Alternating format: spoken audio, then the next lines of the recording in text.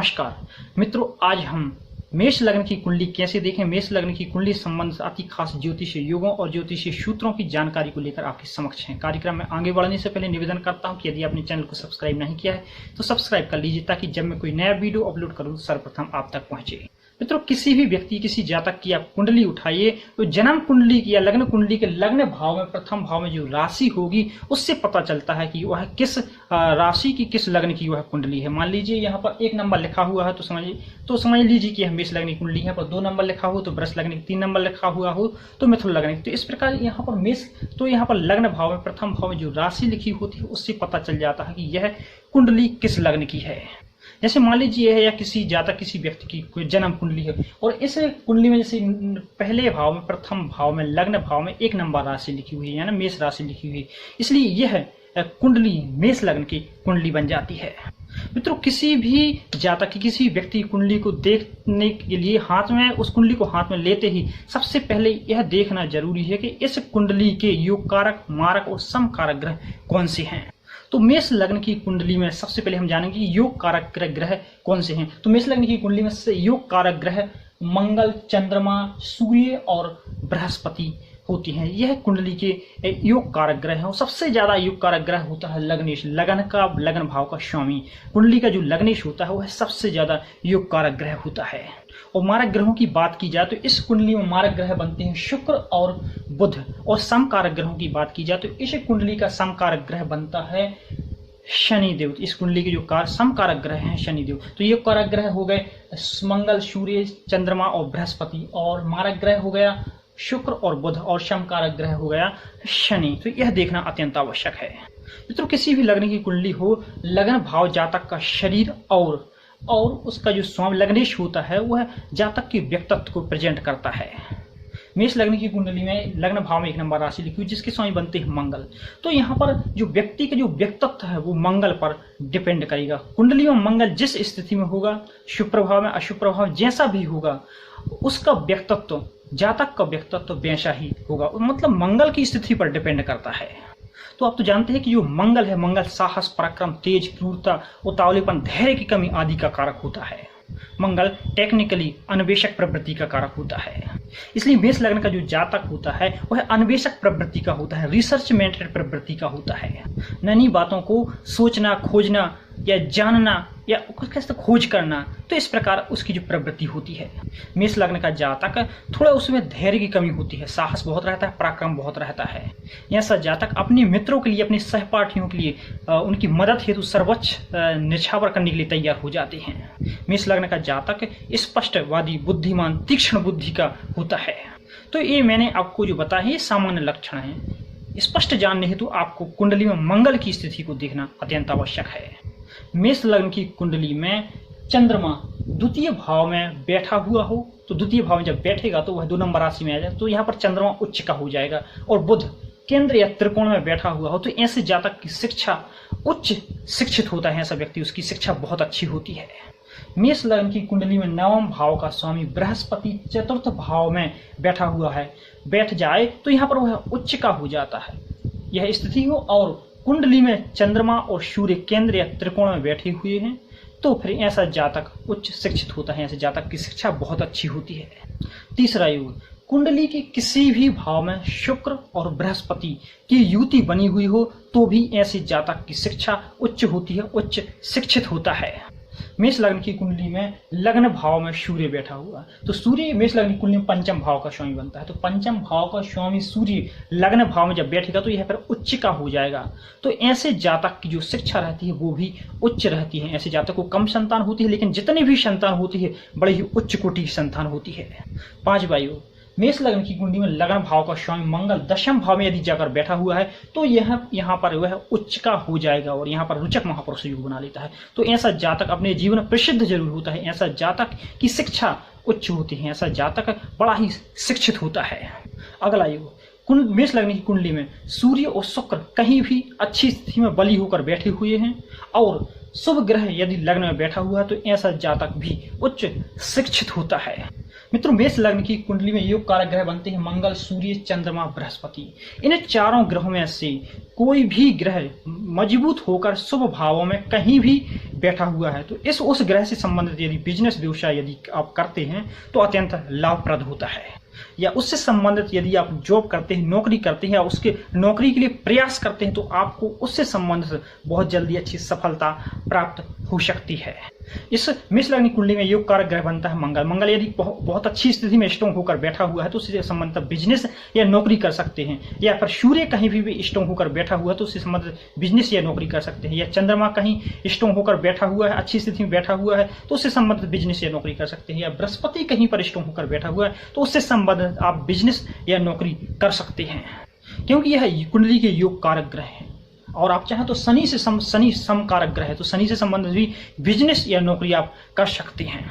मेष लग्न की कुंडली में यदि मंगल केंद्र, त्रिकोण या कहीं भी शुभ होकर मजबूत होकर स्वयं की राशि में या उच्च राशि में या बहुत अच्छी स्थिति में बैठा हुआ है तो आप उससे संबंधित बिजनेस व्यवसाय कर सकते हैं। जैसे उसकी नौकरियां हैं सेना, मिलिट्री, पुलिस या इलेक्ट्रिकल विभाग, टेक्निकल फील्ड, डॉक्टर, इंजीनियरिंग, खेलकूद से संबंधित आदि में। या फिर बिजनेस करना चाहते हैं तो प्रॉपर्टी डीलिंग का काम कर सकते हैं, इलेक्ट्रिकल से संबंधित बिजनेस व्यवसाय शॉप खोल सकते हैं, जमीन का क्रय विक्रय या अग्नि से संबंधित या आतिशबाजी आदि से संबंधित या लाल रंग की वस्तुओं से संबंधित आप बिजनेस व्यवसाय कर सकते हैं।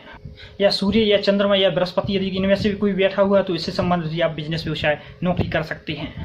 और यदि धन की बात की जाए तो मेष लग्न की कुंडली में पंचम भाव में सूर्य बैठा हो, सूर्य यहाँ बैठा होगा तो स्वराशिस्थ हो जाएगा। तो मेष लग्न की कुंडली में पंचम भाव में सूर्य बैठा हुआ हो और 11वें भाव में शनि, चंद्र, बृहस्पति की युति बनी हुई तो ऐसा जातक अपार संपत्ति का मालिक होता है। ऐसा जातक अपने भविष्य में अपार संपत्ति का मालिक जरूर बनता है। धन संबंधी अगला योग मेष लग्न की कुंडली हो और चतुर्थ भाव में बृहस्पति बैठा हो और दशम भाव में मंगल बैठा हो तो चतुर्थ भाव में जब बृहस्पति बैठेगा तो यहाँ पर उच्च का हो जाएगा, केंद्रस्थ उच्च, यहाँ पर हंस महापुरुष योग बना लेगा। और यहाँ पर जब मंगल बैठेगा उच्च का होकर तो फिर वह रुचक महापुरुष योग बना लेगा। तो यहाँ पर बृहस्पति का राजयोग और यहाँ पर मंगल का राजयोग। तो यहाँ पर ऐसा जातक महाधनी होता है, उसे धन की कोई कमी नहीं रहती है, प्रसिद्ध होता है, नाम, यश, पद, प्रतिष्ठा, उसके जीवन में सब कुछ प्राप्त होता है। तो मित्रों, कुंडली में धनयोग की बात की जाए तो धनयोग तो बहुत सारे बनते हैं। जैसे यहाँ पर द्वितीय भाव के स्वामी और पंचम भाव का स्वामी कहीं युति बनाकर बैठा हुआ है तो यह भी धनयोग है। द्वितीय भाव का स्वामी और नवम भाव का स्वामी कहीं युति बनाकर बैठे हुए हैं तो भी धनयोग है। द्वितीय भाव का स्वामी और लग्न भाव का स्वामी ये कहीं युति बनाकर बैठे हुए हैं तो भी यह धनयोग है। या 11वें भाव का स्वामी और लग्न भाव का स्वामी कहीं युति बनाकर बैठे हुए तो भी धनयोग है। 11वें भाव का स्वामी और पंचम भाव का स्वामी कहीं युति बनाकर बैठे हुए तो भी धनयोग है। अथवा 11वें भाव का स्वामी और नवम भाव का स्वामी कहीं भी संबंध बनाकर बैठे हुए तो भी यह धनयोग है। तो शुक्र मंगल का संबंध धनयोग है, शुक्र सूर्य का संबंध धनयोग है, शुक्र बृहस्पति का संबंध धनयोग है, शनि मंगल का संबंध धनयोग है, शनि सूर्य का संबंध धनयोग है, शनि बृहस्पति का संबंध धन योग को प्रदर्शित करता है। या लग्नेश और एकादशेश यानी मंगल और शनि कहीं भी बैठे हुए हैं तो यहाँ पर भी यह धन योग कहलाएगा। मेष लग्न की कुंडली में पंचम भाव का स्वामी सूर्य और नवम भाव का स्वामी बृहस्पति कुंडली में मजबूत होकर बैठे हुए हैं तो भी यह एक बहुत ही श्रेष्ठ लक्ष्मी योग है। ऐसे जातक को निरंतर लक्ष्मी प्राप्त होती रहती है। मित्रों, जो भी सूत्र मैं आपको बता रहा हूँ यह केवल मेष लग्न से संबंधित है, अन्य लग्नों पर भी लागू हो वो मैटर अलग है। लेकिन मैं अभी जो योग की चर्चा कर रहे हैं वह खासकर मेष लग्न से संबंधित योग। मेष लग्न की कुंडली में शनि और शुक्र की युति तीसरे भाव में यदि बनी हुई है तो ऐसा जातक मेहनत और पराक्रम से धन कमाएगा। मेष लग्न की कुंडली में शनि और शुक्र की युति यदि छठे भाव में बनी हुई है तो ऐसा जातक कर्ज लेकर, ऋण लेकर फिर धन कमाएगा।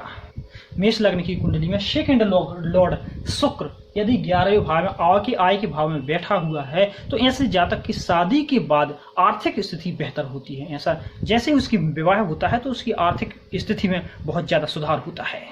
मेष लग्न की कुंडली में सेकंड लॉर्ड शुक्र दशम भाव में यदि बैठ जाता है तो ऐसे जातक अपने कर्मों से बहुत ही ज्यादा धन एकत्रित करता है और राजा के समान जीवन जीता है।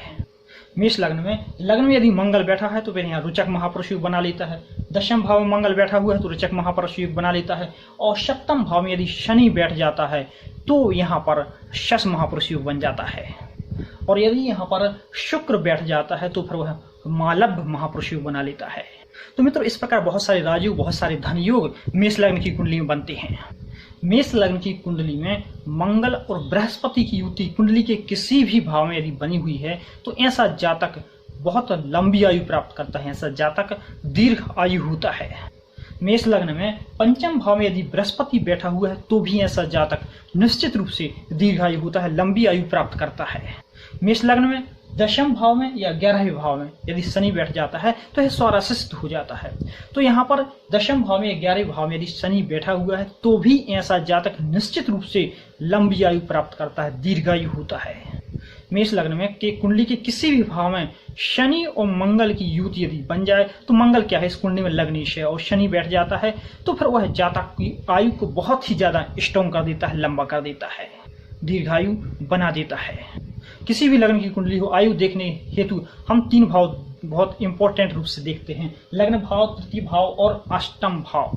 अष्टम भाव खासकर मृत्यु और आयु का भाव होता है और शनि जिस भाव में बैठता है उस भाव से संबंधित फलों को शुरू कर देता है। यदि यहाँ पर शनि अष्टम भाव में यदि बैठा हुआ है तो ऐसी जातक की आयु है बहुत ही लंबी हो जाती है, क्योंकि शनि शिलो मोशन में चलने वाला ग्रह जिस भाव में बैठता है उस भाव से संबंधित फलों को शिलो करता है। यदि वैवाहिक भाव में बैठ जाए तो विवाह को शिलो कर देता है, विवाह में देरी करवा देता है। उसी प्रकार से अष्टम भाव में आयु के भाव में यदि शनि बैठा हुआ है तो ऐसा जातक दीर्घायु होता है, लंबी आयु प्राप्त करता है। मेष लग्न में तीसरे भाव में बुध बैठा हो तो बुध यहाँ पर स्वराशिष्ट हो जाएगा तो यहाँ पर भी जातक दीर्घायु होता है। मेष लग्न कुंडली में दशम भाव में मंगल बैठा हुआ है तो यहाँ पर लग्नेश स्ट्रॉन्ग हो जाएगा तो ऐसा जातक दीर्घायु होगा। मेष लग्न में मंगल कहीं भी बैठा हो उस पर यदि बृहस्पति की दृष्टि पड़ रही है तो ऐसा जातक निश्चित रूप से दीर्घायु होता है। मेष लग्न की कुंडली में द्वितीय भाव में अथवा सप्तम भाव में कोई ग्रह यदि वक्री होकर भी बैठ जाता है तो ऐसे जातक के विवाह में निश्चित रूप से देरी जरूर होती है। मेष लग्न की कुंडली के किसी भी भाव में सूर्य, शुक्र, शनि अथवा सूर्य, शुक्र, चंद्रमा इनकी युति यदि बनी हुई है तो ऐसे जातक का विवाह नहीं हो पाता है। किसी कारण कुछ भी हो सकता है, ऐसे जातक का विवाह नहीं हो पाता, उसे कुमारा जीवन व्यतीत करना पड़ता है। यदि उसकी शादी किसी कारण हो भी जाती है तो भी उसका जीवन साथी खत्म या मृत्यु को प्राप्त कर जाता है, उसे कुमारा जीवन ही जीना पड़ता है।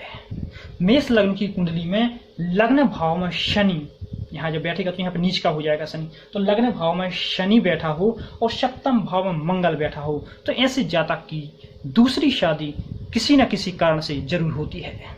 मेष लग्न की कुंडली में सप्तम भाव में अकेला सूर्य बैठा हो या अकेला शुक्र बैठा हो अथवा सूर्य शुक्र दोनों बैठे हो तो ऐसे जातक का यदि कुंडली मिलान बहुत अच्छे से ना हो, नॉर्मल तरीके से मिलान हुआ हो तो ऐसे जातक का फिर तलाक जरूर होता है।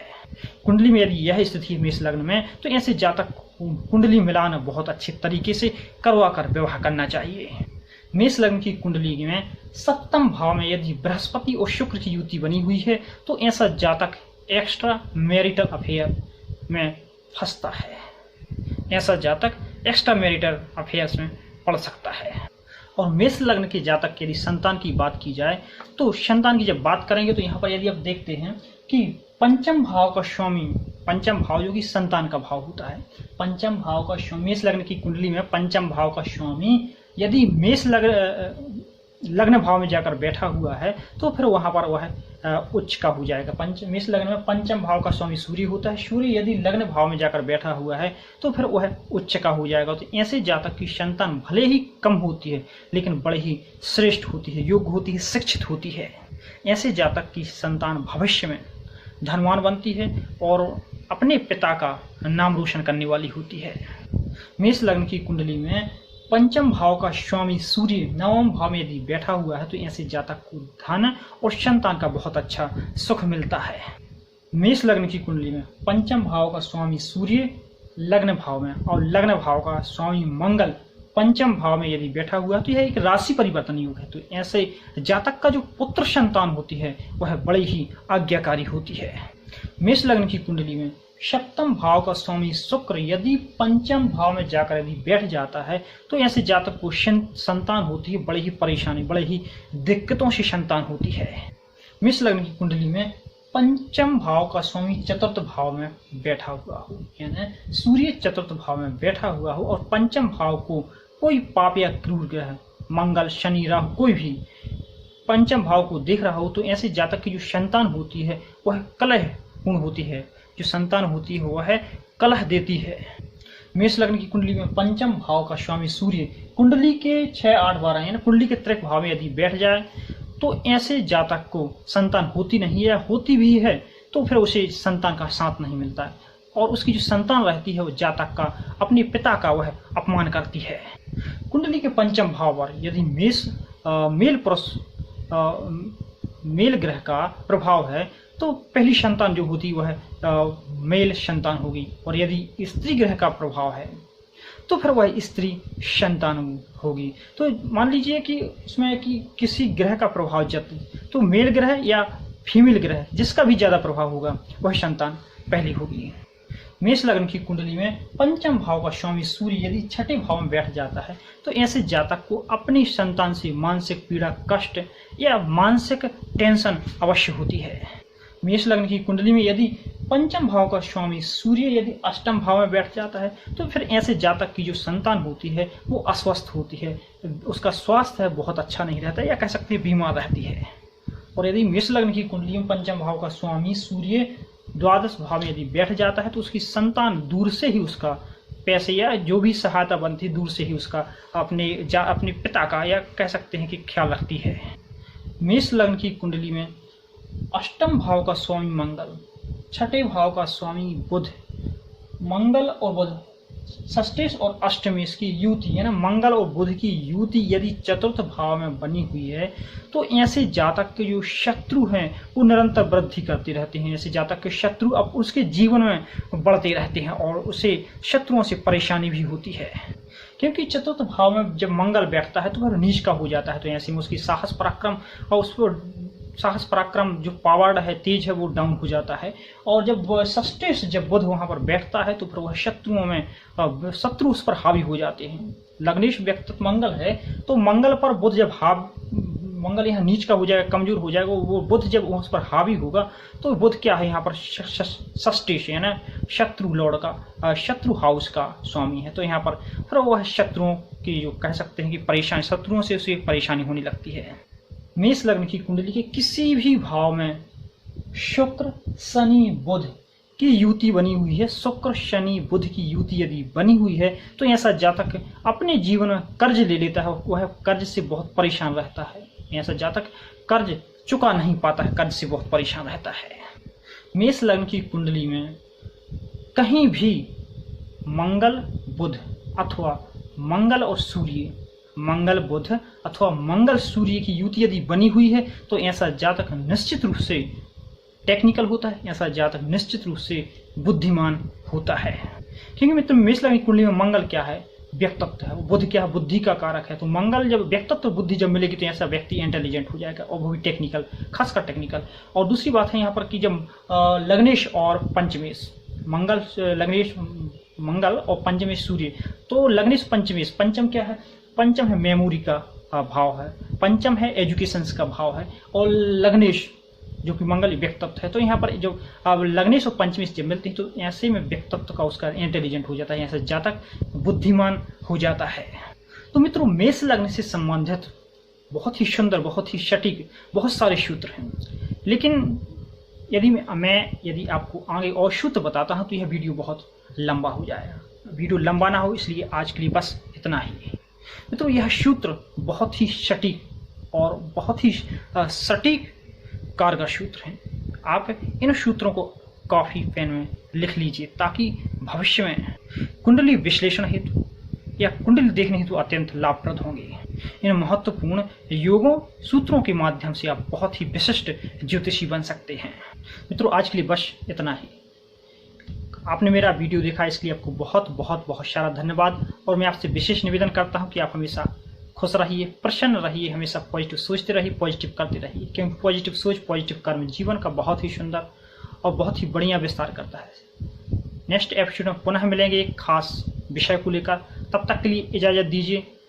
नमस्कार, जय श्री कृष्ण।